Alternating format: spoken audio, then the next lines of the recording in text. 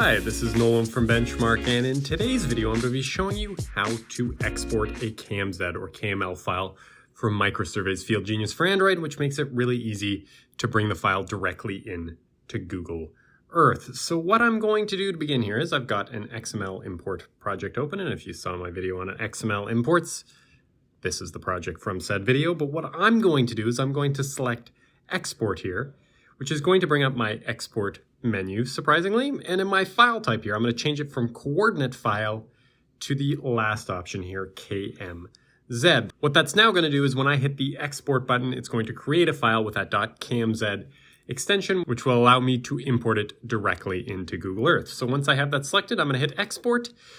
And you're going to see if it's successful that it's telling me where it saved my export to.